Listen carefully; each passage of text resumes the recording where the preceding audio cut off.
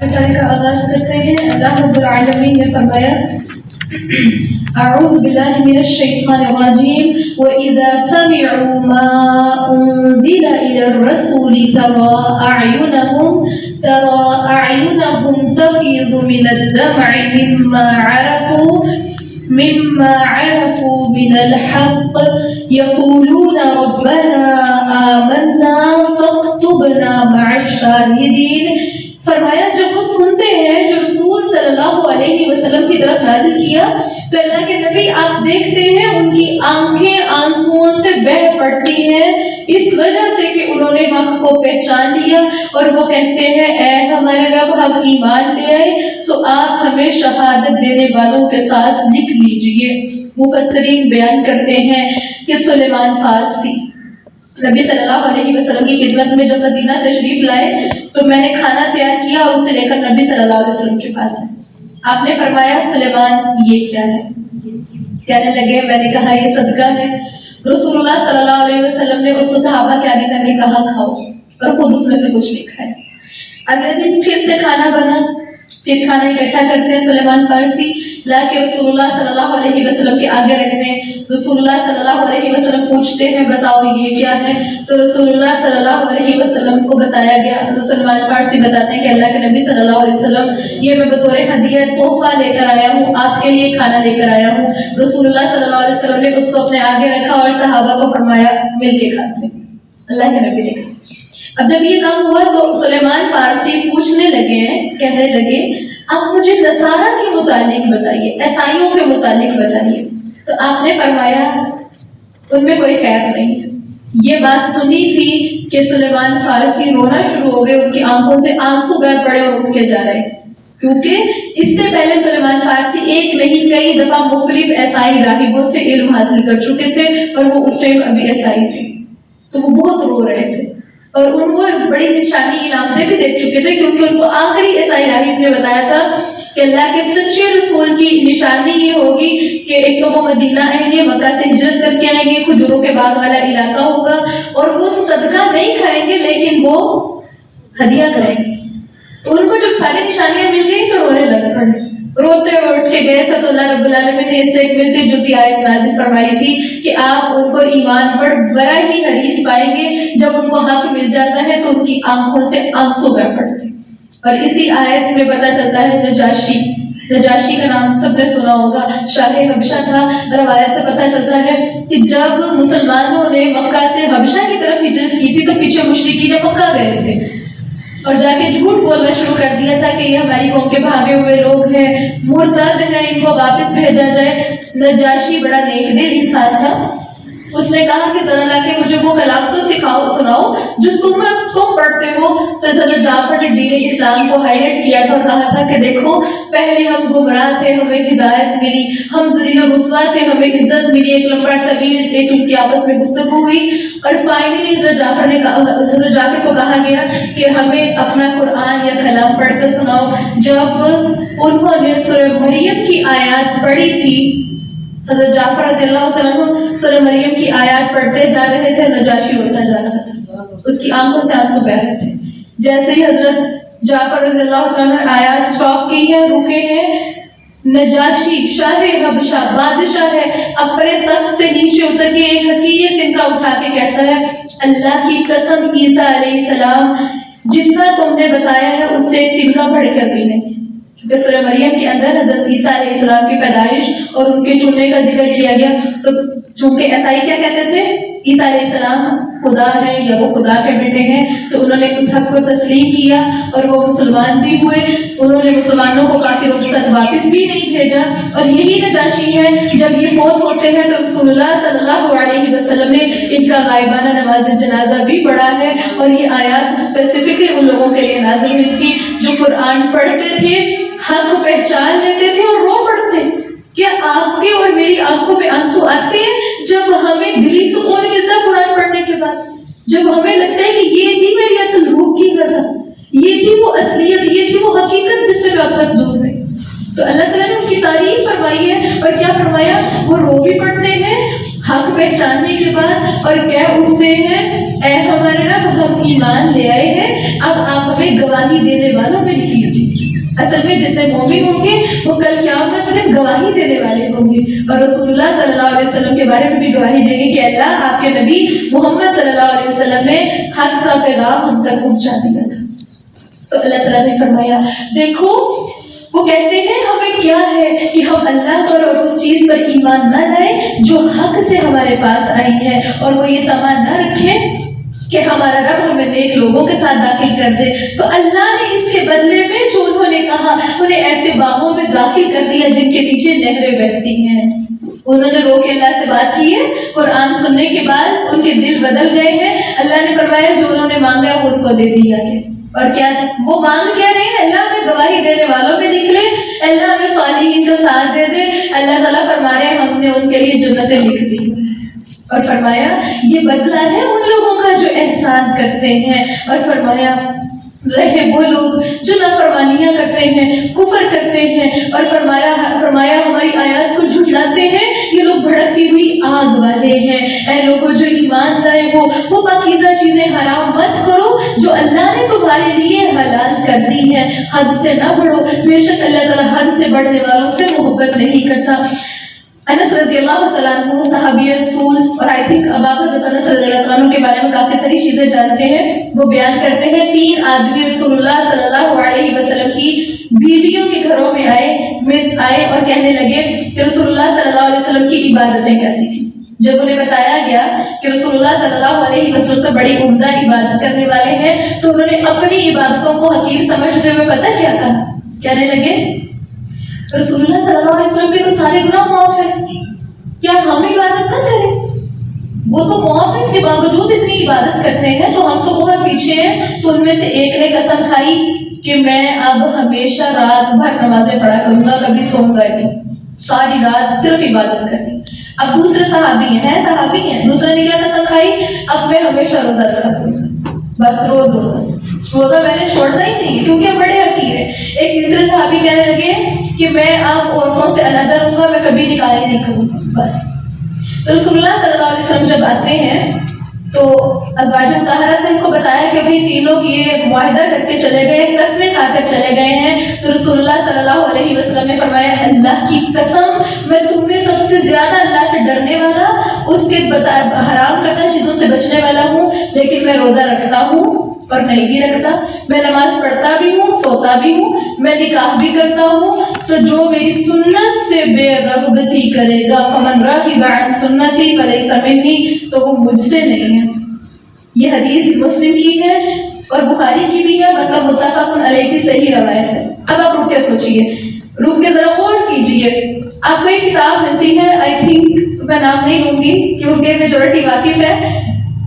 جب ایسا ڈیٹا ہمیں پرووائڈ کیا جاتا ہے کہ دیکھیے ہمارے سلف صالحین ایسے تھے کہ وہ ایک وضو سے عشاء اور اگلے دن کی نمازیں بھی اور اگلے دن کی تہجد بھی، مطلب وہ مہینہ کچھ کھاتے نہیں تھے، اور اپنے آپ کو دین کو یہ بنا کے پیش کر دیا گیا کہ شاید صرف ایک لباس رکھنا اور وہی پہننا، شاید صرف اور صرف پورے مہینے میں کچھ نہ کھانا، شاید بال نہ بنانا، یہی دین اسلام رہ گیا ہے۔ حالانکہ رسول اللہ صلی اللہ علیہ وسلم اور صحابہ کا طرز عمل آپ کو اور میرے سامنے ہمیں یہ دکھایا جاتا ہے نا، ہمیں کیسی واقعات سنائے جاتے ہیں، ہمیں موٹیویٹ کیا جا رہا ہوتا ہے جی فلاں صحابی ہے، یہ فلاں امام ہے جو گھوڑے کی زین پر پاؤں رکھنے سے پہلے اور دوسرا اٹھا کے اسے اوپر رکھنے تک پورا قرآن پڑھ لیا کرتے تھے، یہ پوری رات میں قرآن پڑھا کرتے تھے۔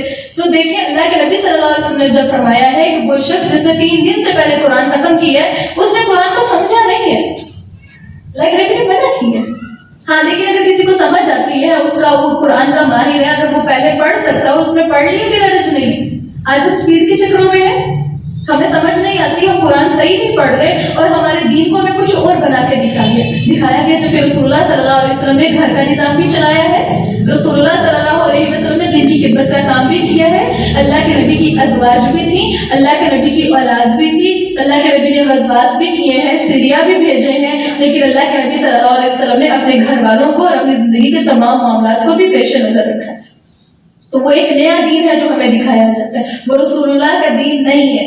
اور پھر اللہ تعالیٰ نے فرمایا دیکھو جو حد سے بڑھے گا تو اللہ تعالیٰ حد سے بڑھنے والوں کو پسند نہیں کرتا۔ اور پھر اللہ تعالیٰ نے فرمایا اللہ نے تمہیں جو کچھ دیا ہے اس میں سے حلال طیب کھاؤ اور اس اللہ سے ڈرو جس پر تم ایمان رکھتے ہو، اور اللہ تعالیٰ تم سے تمہاری قسموں میں جو تمہاری لغو قسمیں ہیں ان پر تمہاری پکڑ نہیں کرتا، لیکن تم سے اس پر تمہاری پکڑ ضرور کرے گا جو تم نے پختہ ارادے سے قسمیں کھائیں، تو اس کا کفارہ 10 مسکینوں کو کھانا کھلانا درمیانے درجے کا جو تم اپنے گھر والوں کو کھلاتے ہو، یا انہیں کپڑے پہنانا، یا ایک گردن آزاد کرنا، جو تینوں چیزوں میں سے کوئی بھی نہ پائے تو وہ مسلسل 3 دن کے روزے رکھے، یہ تمہاری قسموں کا کفارہ ہے جب تم قسم کھا لو اور اپنی قسموں کی حفاظت کرو۔ یہاں اہم چیز میں شیئر کرنا چاہوں گی، قسموں کی 3 قسمیں ہوتی ہیں۔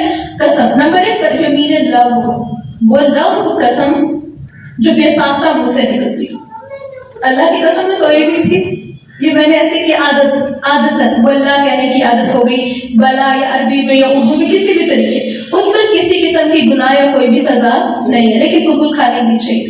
دوسری آتی ہے قسم کی قسم یمین غموس جس کو بولتے ہیں، ٹھیک ہے، جو جھوٹی قسم انسان نیت اور ارادے کے ساتھ کسی کو دھوکہ دینے کے لیے کھاتا ہے۔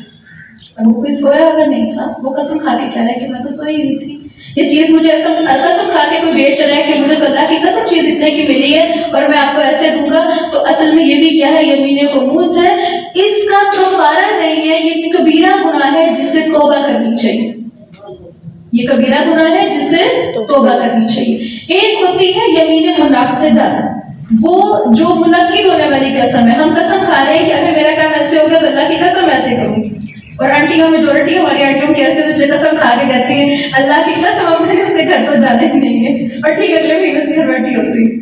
تو یہ کیا تھی، قسم تھی جو کھائی گئی لیکن قسم کو توڑ دیا گیا۔ اب جب قسم توڑی جاتی ہے تو اس کا کفارہ اللہ نے بتایا، اور وہ کفارہ کیا ہے، 10 مسکینوں کو کھانا کھلانا ہے درمیانے درجے کا، اگر کھانا نہیں کھلا سکتے تو پھر انہیں کپڑے دیں، 10 لوگوں کو 10 سوٹ دیں، یا پھر ایک غلام آزاد کرنا ہے، اگر تینوں کام نہیں کر سکتے تو آپ کو 3 روزے رکھنے ہوں گے۔ اور ایک دوسری حدیث میں رسول اللہ صلی اللہ علیہ وسلم فرماتے ہیں جب تم کسی کام پر قسم کھاؤ اور اس کے علاوہ دوسرے کام کو بہتر سمجھو، ٹھیک ہے، تو بہتر کام کر لو اور اپنی قسم کا کفارہ ادا کر دو۔ یہ صحیح حدیث ہے۔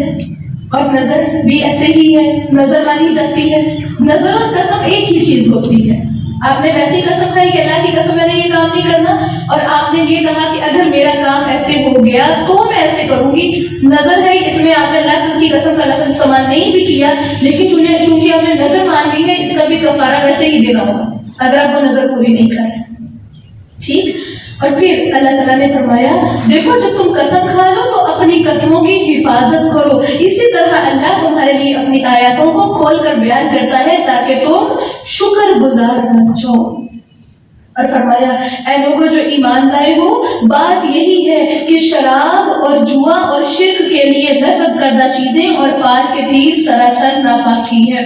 حدیث سے یہ بھی پتہ چلتا ہے آپ کی اور میری میجورٹی کو، اکثریت کو عادت ہوتی ہے اللہ کے علاوہ دوسروں کی قسم کھانے کی۔ میں چھوٹے چھوٹے بچوں کو دیکھتی ہوں اور حیران رہ جاتی ہوں، وہ اپنی سہیلیوں کی قسمیں کھا رہی ہوتی ہوں، وہ اپنی آئی تھنک گلا پکڑ کے قسم کھا رہی ہوتی ہیں۔ یہ قسم اللہ کے نبی صلی اللہ علیہ وسلم نے فرمایا ہے کہ تم صرف اپنے رب کی قسم کھاؤ یا پھر خاموش ہو، یعنی اگر قسم کھانے کی ضرورت پڑے تو صرف اللہ کی قسم کھانی ہے، غیر اللہ کی قسم نہیں کھا سکتے، صرف اور صرف اللہ کی ذات ہے، وہ جس چیز کی چاہے قسم کھائے کیونکہ وہ خالق مالک اور رازق ہے۔ اور پھر اللہ تعالیٰ نے قسم کھائی والفجر والتین والزیتون، ٹھیک، وہ رب جس چیز کی چاہے قسم کھا سکتا ہے، لیکن ہم اپنے ماں باپ، قرآن، فرشتوں، رسول، کسی بھی چیز کی قسم نہیں کھا سکتے اللہ تعالیٰ کی۔ پھر اللہ تعالیٰ نے ایمان والوں کو مخاطب کر کے کچھ چیزوں سے منع کیا، اور وہ چیزیں کون کون سی ہیں؟ نمبر 1 شراب، نمبر 2 جوا، نمبر 3 شرک کے لیے نصب کی گئی چیزیں، اور نمبر 4 فال کے تیر۔ فرمایا یہ ساری کی ساری گندگی ہے، غلاظت ہے، اور فرمایا شیطان کے کام ہے، ان سب سے بچ جاؤ لعلکم تفلحون، تاکہ تم فلاح پا جاؤ۔ دیکھیں 4 چیزوں کو گندگی قرار دیا گیا۔ حدیث سے پتہ چلتا ہے رسول اللہ صلی اللہ علیہ وسلم نے فرمایا ہر نشہ آور چیز خمر شراب ہے، اور ہر نشہ آور چیز حرام ہے۔ اور اس طرح اللہ کے نبی نے یہ بھی فرمایا کہ قیامت کے قریب میری امت کے لوگ شراب، جوئے، گانا بجانے کے دوسرے نام رکھ کے ان کو حرام کو حلال بنا لیں گے۔ آج میوزک کو حلال کیا گیا، اس کے اور نام رکھے گئے، اس کو روح کی غذا کہا گیا، ایسے ہی سنا جاتا ہے. اسی طرح شراب کے اور نام رکھ لیے گئے. اب آج ایون سعودی عرب میں بھی اگر پرمیشن ملی، میجورٹی نے یہ کہا کہ قرآن کے اندر کہیں پر بھی شراب کو ایگزیکٹلی حرام نہیں کیا گیا، جبکہ جب یہ آیتیں نازل ہوئی تھی تو سعد بن ابی وقاص بیان کرتے ہیں کہ جب اس طرح کی آیتیں نازل ہوئی ہیں تو مدینہ کی گلیوں میں شراب بہ رہی تھی. کیوں؟ کیونکہ جتنے مٹکے اور مشکیزیں پڑے تھے مٹکوں کو توڑ دیا گیا ان کو، اور مشکیزیں الٹا دیے گئے تھے. تو اسی طرح پتہ یہ چلتا ہے کہ صرف اور صرف شراب ہی حرام ہی نہیں، جوا بھی حرام نہیں، اس کے ساتھ ساتھ اور بھی کئی چیزیں حرام ہیں، جس میں میسر کا لفظ آیا، جوا، جس میں علماء نے لکھا ہے کہ جس چیز میں ہار جیت کی شرط لگا دی جائے. جوئے میں کیا ہوتا ہے؟ ہار جیت کی شرط لگتی، لہذا وہ حرام ہے. اسی طرح وہ لاٹری، وہ انعامی بانڈ ہے، وہ انعامی اسکیمیں ہیں. اسی طرح اور بھی بہت سی اسکیمیں آتی ہیں. ہاں اس میں عمرے کا ٹکٹ ہی کیوں نہیں مل رہا؟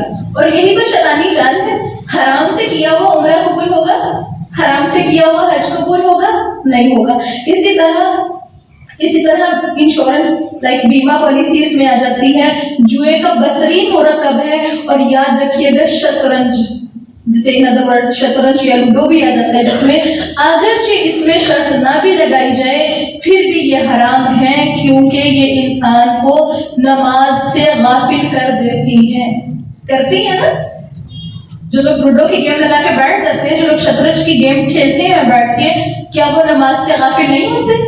اللہ تعالیٰ نے فرمایا ان سب چیزوں سے بچو لعلکم تفلحون، تاکہ تم فلاح پا جاؤ.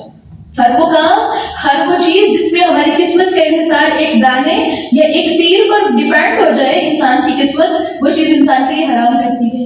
اور پھر اللہ تعالیٰ نے فرمایا دیکھو شیطان تو یہی چاہتا ہے کہ شراب اور جوئے کے ذریعے تمہارے درمیان دشمنی اور بغض ڈال دے.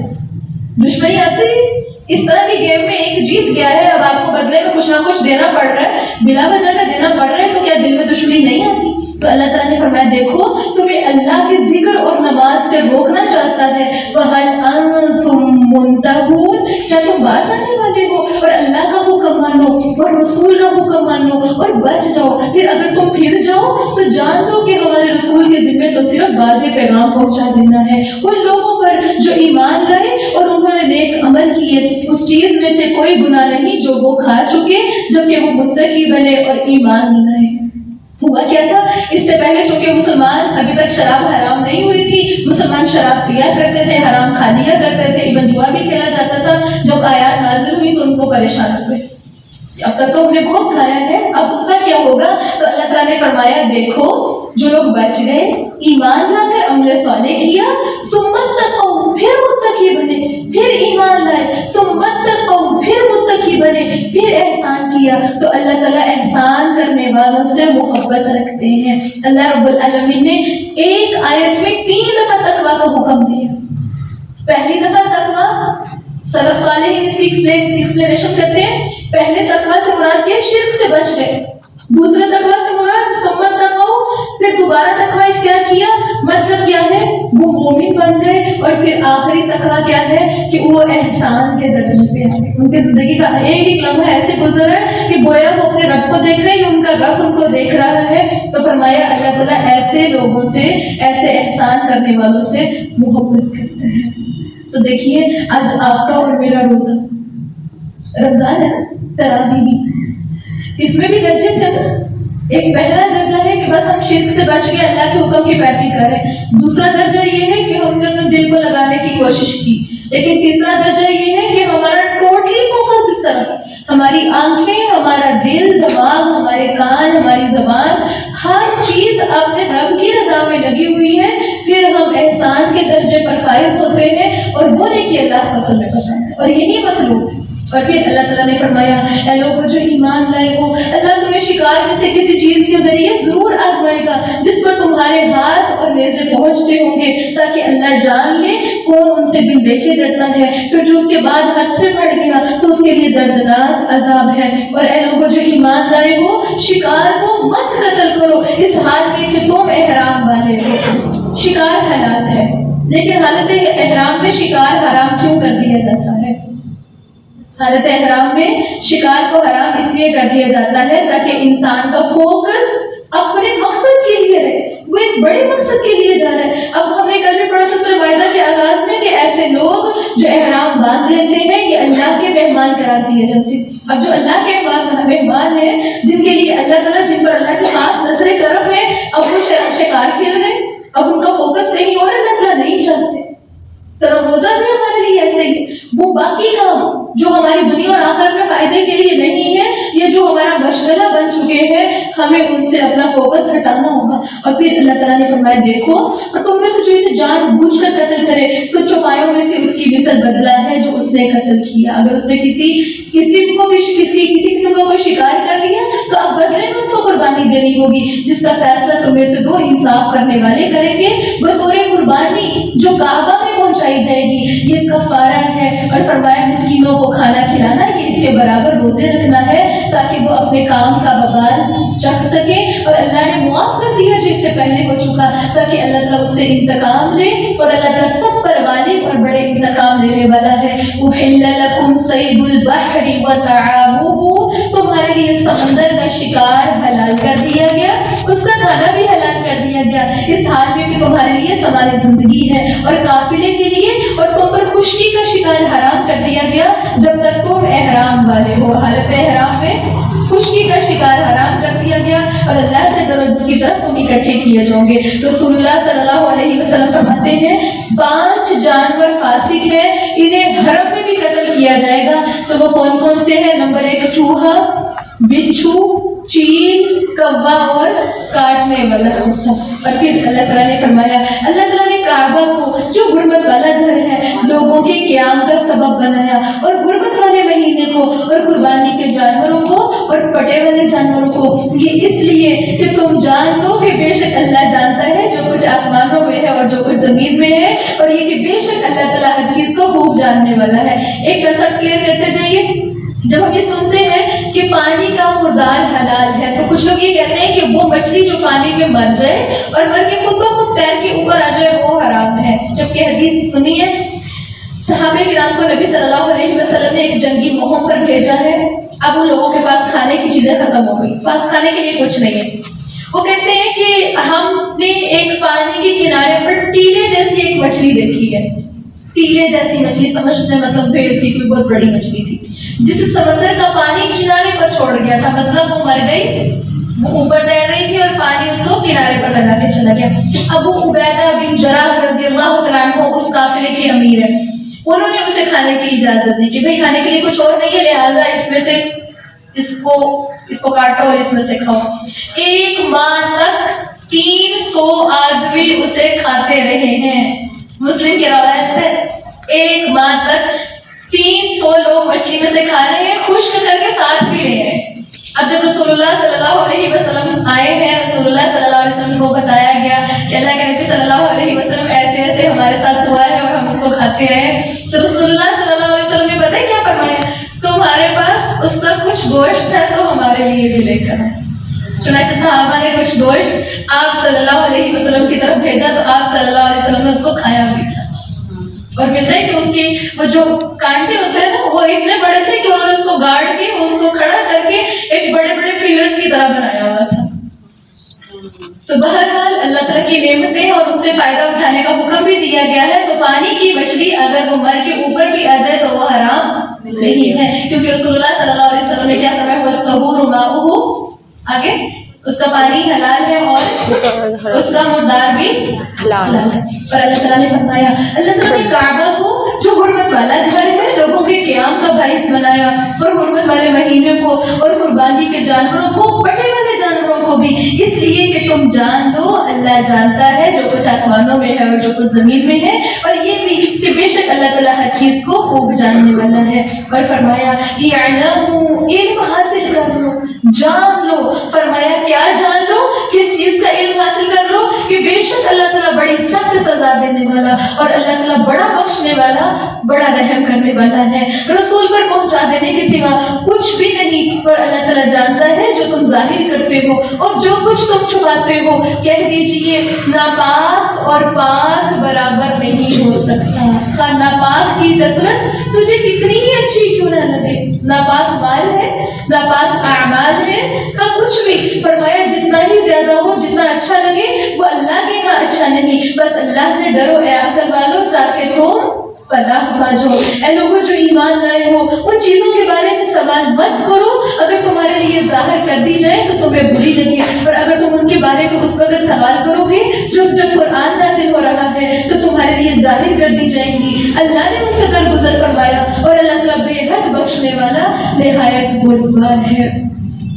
اور فرمایا بے شک تم سے پہلے ان کے بارے میں کچھ لوگوں نے سوال کیا، پھر وہ ان سے کفر کرتے رہے. اللہ نے نہ کوئی فرمایا نہ کوئی بحیرہ بنائی ہے، نہ صاحبہ بنائی ہے، نہ وسیلہ بنائی ہے اور نہ حام بنائی ہے. لیکن جن لوگوں نے کفر کیا وہ اللہ پر جھوٹ باندھتے ہیں. بحیرہ سے مراد وہ جانور ہے جس کا دودھ وہ بتوں کے لیے روک لیا کرتے تھے، پھر لوگوں میں سے کوئی اس کا دودھ نہیں نکالتا تھا. صاحبہ سے مراد وہ جانور تھا جسے وہ اپنے معبودوں کے لیے کھلا چھوڑ دیتے تھے اور کوئی اس پر سواری نہیں کرتا تھا. اس طرح وسیلہ وہ اونٹنی ہوتی تھی جو پہلی دفعہ بھی اونٹ نہیں چلتی تھی، دوسری دفعہ بھی تو وہ اس کو بھی بتوں کے نام پہ چھوڑ دیا کرتے تھے. تو اسی طرح حام وہ اونٹ ہوتا تھا جس کے کئی بچے ہو چکے ہوتے تھے، وہ اس کو بھی بتوں کے نام پر چھوڑ دیا کرتے تھے. اور رسول اللہ صلی اللہ علیہ وسلم فرماتے ہیں میں نے عمر بن عامر خزاعی کو دیکھا، وہ اپنی انتڑیاں آگ میں کھینچ رہا تھا. اور اس کا گناہ کیا تھا؟ یہ پہلا شخص تھا جس نے بتوں کے نام پر کچھ چھوڑنے کی رسم نکالی تھی. بخاری کی حدیث ہے. آج ہم انہوں نے بت پتہ کن کے بنائے ہوئے ہوتے تھے؟ اپنے مرے ہوئے لوگوں کے بت بنا کے رکھے ہوئے ہوتے تھے. یہ ہمارے بڑے نیک لوگ تھے جو ہمیں اللہ کے قریب کرتے تھے. آج امت محمدیہ میں فرق صرف اتنا ہے کہ انہوں نے مٹی کا پتھر کا بت بنا کر رکھا نہیں ہے. تصویریں ہم نے بھی لگا لی ہوئی، اور مجھے لگتا ہے قریب وہ وقت بھی آئے گا کہ امت محمدیہ اس کو پتھر میں بھی ڈال لے گی. تو اللہ تعالیٰ نے فرمایا دیکھو انہوں نے کفر کیا، اللہ پر جھوٹ باندھا ہے، لیکن وجہ کیا ہے؟ وَأَكْثَرُهُمْ لَا يَعْقِلُونَ، ان کی اکثریت عقل سے کام نہیں لیتی. اور فرمایا جب ان سے کہا جاتا ہے کہ آؤ اس کی طرف جو اللہ نے نازل کیا اور رسول کی طرف، تو وہ کہتے ہیں ہمیں وہی کافی ہے جس پر ہم نے اپنے باپ دادا کو پایا ہے. آج آپ اور میں جب ہمیں کہا جاتا ہے کہ ہمیں بھی قرآن پڑھنا چاہیے، قرآن سیکھنا چاہیے، تو ہم کیا جواب ملتا ہے ہمیں آگے سے؟ ہمارے پاس انف نالج ہے، ہمارے گھر والوں نے ہمیں اچھا خاصا قرآن سے جڑا ہوا اور وہ انف ہے. لیکن وہ کیا ہوتا ہے؟ وہ آباء و اجداد کی رسم و رواج ہوتے ہیں. اور میں ہمیشہ ایک مثال دیتی ہوں، ایک اسٹوڈنٹ آپ میں سے کوئی بھی بچہ اگر وہ میٹرک کر لے، وہ ایف ایس سی کر لے، تو وہ اپنے بزرگ دادی یا نانی یا والدہ جو بزرگ ہیں، آپ جو جن کو حق نہیں پتا، آپ ان سے جا کے مشورہ لیں گے کہ ہاں جی اب مجھے کیا کرنا چاہیے، مجھے بی ایس میں جانا چاہیے، مجھے کس فیلڈ میں، میڈیکل کی فیلڈ میں جانا چاہیے، مجھے آئی ٹی کی فیلڈ میں جانا چاہیے. کوئی جا کے مشورہ کرتا ہے تو پوچھتا ہے کہ نہیں؟ وہ ان کا علم انف ہے، مجھے ان کے راستے پہ چلنا ہے، جو وہ مجھے بتائیں گے میں وہی کروں گی. ہم نے کبھی سوچا؟ لیکن دین کے معاملے میں ہم ایسا کیوں کرتے ہیں؟ باقی معاملات میں ہم کہتے ہیں ان کے پاس کچھ نہیں ہے، لیکن جب ہم دین کی بات کرتے ہیں تو ہم سمجھتے ہیں وہ اسکالرز ہیں. ایسے ہی ہے، اصل میں ہم غلط ہیں. کیونکہ آپ آگے انشاءاللہ پڑھیں گے، اللہ تعالیٰ نے فرمایا، آیت کو دیکھیے، اپنی آنکھوں سے دیکھیے. اللہ نے فرمایا أَوَلَوْ كَانَ آبَاؤُهُمْ لَا يَعْلَمُونَ شَيْئًا وَلَا يَهْتَدُونَ، کیا تم پھر بھی اپنے باپ دادا کی پیروی کرو گے اگرچہ وہ کچھ بھی علم نہ رکھتے ہو، وہ ہدایت یافتہ نہ ہو، پھر بھی ان کی بات مانو گے؟ تو اللہ تعالیٰ نے فرمایا دیکھو اے لوگوں جو ایمان لائے ہو، تم پر اپنی جانوں کو جہنم کی آگ سے بچانا لازم ہے. علیکم انفسکم، اپنے آپ کو خود بچاؤ. اور فرمایا تمہیں وہ شخص نقصان نہیں پہنچائے گا جو گمراہ ہے، جب تم ہدایت پا چکے اور اللہ ہی کی طرف تم سب کو لوٹ کر جانا ہے، پھر وہ تم کو بتائے گا جو کچھ تم کیا کرتے تھے. کیا لوگوں جو ایمان لائے ہو، تمہاری آپس کی شہادت، جب تم میں سے کسی کو موت آ جائے، وصیت کے وقت دو عدل کرنے والے آدمی ہوں گے جو تم میں سے ہو یا دو اور تمہارے غیر میں سے ہوں گے. اگر تم زمین میں سفر کر رہے ہو، پھر تمہیں موت کی مصیبت آ جائے، تو ان دونوں کو نماز کے بعد روک لو گے اگر تم شک کرو. یعنی اگر رستے میں تھے، سفر کر رہے تھے، کسی ایک کی موت کا وقت آیا ہے، اب وہ کچھ بھی ایسے اور ایسے کام ہوگا، مجھے ایسے کیا جائے گا یا پھر ایسے ہوگا، تو اللہ تعالیٰ نے فرمایا اب چونکہ تمہارے پاس 2 گواہ ہونا ضروری ہے، ایک مسلمان گواہ ہے، اب ایک باقی سارے غیر مسلم ہیں، تو 2 غیر مسلم گواہ بنائے جائیں گے اس کے ساتھ، اور ان کو اللہ کے گھر پہ لا کے روکا جائے گا، نماز کے بعد کھڑے کیے جائیں گے اور ان سے گواہی دی جائے گی۔ فرمایا وہ دونوں اللہ کی قسمیں کھائیں گے کہ ہم اس کے ساتھ کوئی قیمت نہیں لیں گے، ہم نے اپنی ذاتی مفاد کے لیے کوئی چیز نہیں لی، کیونکہ دیکھیں ایک سفر میں ہے اور فوت ہو رہا ہے تو ممکن ہے اس کے پاس مال ہو، ممکن ہے اس کے پاس بے تحاشا تجارت کو کر رہا تھا، تو اب وہ مال اس میں سے وہ خود بھی تو رکھ سکتے تھے نا کہ پچھلے کون سے گھر والے پاس ہے، تو اللہ تعالیٰ نے فرمایا اللہ کے گھر پہ کھڑے ہو کے ان سے قسم لی جائے گی اگرچہ وہ رشتہ دار ہو، اور فرمایا نہ ہم وہ کہیں کہ ہم اللہ کی گواہی کو نہیں چھپائیں گے، بے شک ہم اس وقت بڑے گناہ گاروں میں سے ہوں گے۔ پھر اگر اطلاع پائی جائے کہ بے شک وہ دونوں کسی گناہ کے مرتکب ہوئے ہیں تو 2 اور ان کی جگہ مزید کھڑے ہوں گے، ان میں سے جن کے خلاف گناہ کا ارتکاب ہوا ہے جو زیادہ قریب ہوں، بس وہ دونوں اللہ کی قسم کھا کے سچی گواہی دیں گے اور کہیں گے کہ ہم نے زیادتی نہیں کی، بے شک ہم اس وقت ظالموں میں سے ہوں گے۔ یہ زیادہ قریب ہے کہ کوئی وہ گواہی کو اس طریقے پر دیں یا اس سے ڈرے کہ ان کی قسمیں ان کی قسموں کے بعد رد کر دی جائیں گی، اور اللہ سے ڈر جو واسمعوا، اللہ کی بات کو غور سے سنو، اور بے شک اللہ تعالیٰ فاسق قوم کو ہدایت نہیں دیتا۔ اللہ کے گھر میں کھڑے کر کے گواہیاں لی جائیں گی، کیوں؟ کیونکہ اللہ کا گھر ایک ایسی جگہ ہے جس کے مقدس، اس کے تقدس کو پامال نہیں کیا جائے گا، لیکن امت محمدیہ پر افسوس ہوتا ہے آج ہم مساجد میں بھی بیٹھتے ہیں، اللہ کے گھروں میں بیٹھ کر بھی جھوٹ بولتے ہیں، تو کیا آپ نے اور میں نے کبھی سوچا ہے کہ اس کا وبال آپ کے اور میرے اوپر کیا آئے گا؟ ہمارے مساجد میں بیٹھ کر دین کے بارے میں غلط باتیں کی جاتی ہیں نا، خود ساختہ دین بھی بنایا جاتا ہے، اس کے علاوہ توحید پرست جن کو ایسا لگتا ہے کہ ہم توحید پرست ہیں یہ کافی ہے، اور وہ اللہ کے گھر میں بیٹھ کے جھوٹ بولتے ہیں، تو اللہ تعالیٰ نے فرمایا اللہ نافرمان قوم کو ہدایت نہیں دیتا، اور فرمایا یوم یجمع اللہ الرسل، جس دن اللہ رسولوں کو جمع کرے گا پھر کہے گا تمہیں کیا جواب دیا گیا۔ اللہ تعالیٰ نے ہر امت کے رسول کو اور ہر طرح کے داعی دین کو ایک جگہ کھڑا کرنا ہے، ہر طرح کے داعی دین کی دعوت دینے والے کو کھڑا کر کے پتہ ہے کیا پوچھتے ہیں؟ فرمایا فَيَقُولُ مَاذَا أُجِبْتُمْ، تمہیں کیا جواب دیا گیا تھا، لوگوں کا رسپانس کیا تھا؟ وہ کہیں گے ہمیں کچھ علم نہیں، بے شک تو ہی چھپی باتوں کو جاننے والا ہے۔ اور جب اللہ تعالیٰ کہے گا اے عیسیٰ ابن مریم اپنے اوپر اور اپنی والدہ پر میری نعمت کو یاد کر، جب میں نے روح پاک سے تیری مدد کی تو گود میں اور بڑی عمر میں لوگوں سے باتیں کیا کرتا تھا، اور جب میں نے تجھے کتاب اور حکمت عطا کی اور تورات اور انجیل سکھائی، جب تو مٹی سے پرندے کی شکل کی مانند میرے حکم سے بناتا تھا، پھر تو اس میں پھونک مارتا تھا تو وہ میرے حکم سے ایک پرندہ بن جاتی تھی، اور تو پیدائشی اندھے اور بس والے کو میرے حکم سے تندرست کرتا تھا، اور جب تو مردوں کو میرے حکم سے نکال کر کھڑا کرتا تھا، اور جب میں نے بنی اسرائیل کو تجھ سے روکا تھا جب تو ان کے پاس کھلی نشانیاں لے کر آیا تھا، تو ان میں سے ان لوگوں نے کہا جنہوں نے کفر کیا یہ تو کھلے جادو کے سوا اور کچھ بھی نہیں ہے۔ تو فرمایا جب میں نے حواریوں سے کہا، جب میں نے حواریوں کی طرف وحی کی کہ مجھ پر اور میرے رسول پر ایمان لاؤ، تو انہوں نے کہا ہم اللہ پر ایمان لے آئے اور گواہ رہو کہ بے شک ہم فرما بردار ہیں۔ اور جب حواریوں نے کہا اے عیسیٰ ابن مریم کیا تیرا رب ایسے کر سکتا ہے کہ ہم پر آسمان سے ایک دسترخوان نازل کر دے؟ حواریوں نے عیسیٰ علیہ السلام کے ماننے والوں نے عیسیٰ علیہ السلام کو ایک چیلنج کیا تھا کہ آپ اپنے رب سے دعا کیجئے کہ وہ ہمارے لیے آسمان سے ایک دسترخوان اتارے، اور پھر من السماء وہ دسترخوان آئے کہاں سے؟ آسمان سے آئے۔ تو عیسیٰ علیہ السلام نے کہا دیکھو اللہ سے ڈر جاؤ اگر تمہارے اندر ایمان ہے۔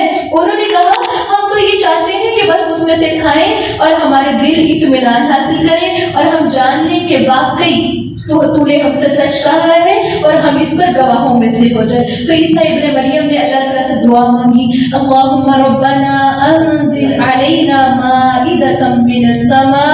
عیسیٰ علیہ السلام اب قوم کے کہنے پر اللہ سے دعا مانگ رہے ہیں کہ اے ہمارے رب ہم پر آسمان سے ایک دسترخوان اتار جو ہمارے پہلوں اور ہمارے پچھلوں کے لیے عید کا دن ہو اور تیری طرف سے ایک نشانی ہو، اور ہمیں رزق دے، بے شک تو سب سے بہترین رزق دینے والا ہے۔ اللہ تعالیٰ نے فرمایا کہ دیکھو بے شک میں اسے تم پر اتارنے والا ہوں، لیکن پھر جو اس کے بعد تم میں سے ناشکری کرے گا تو بے شک میں اسے عذاب دوں گا، اور ایسا عذاب دوں گا کہ جہانوں میں سے کسی کو بھی نہیں دیا۔